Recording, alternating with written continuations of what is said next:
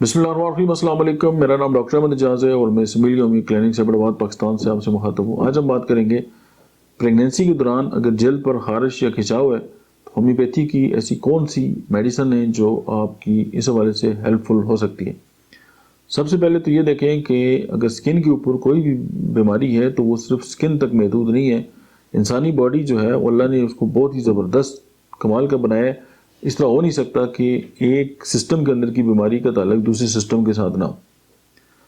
अक्सर ये देखा गया है कि स्किन के ऊपर मोस्टली जो प्रॉब्लम्स आते हैं उनके पीछे या तो लिवर इन्वॉल्व होता है या बड़ी आंत के अंदर जो बैक्टीरिया हैं उनका आपस में तालमेल जो है वो डिस्टर्ब होता है, क्योंकि हमारी जो इम्यून सिस्टम है उसका 80% ताल्लुक तो हमारी बड़ी आंत के साथ है। डिप्रेशन में भी देख लें कि हमारी बड़ी आंत के साथ डिप्रेशन का कितना बड़ा ताल्लुक है।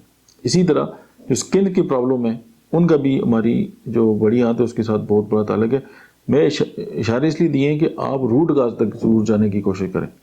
अगर हमल के दौरान जो है वो जल्द पर खारिश या खिंचाव है तो उसके लिए होम्योपैथिक मेडिसिन जो है वो ग्रेफाइट्स और सल्फर जो है ये मेडिसिन आप 30 में जो है वो दिन में 2 से 3 बार जो है वो इस्तेमाल कर सकते हैं।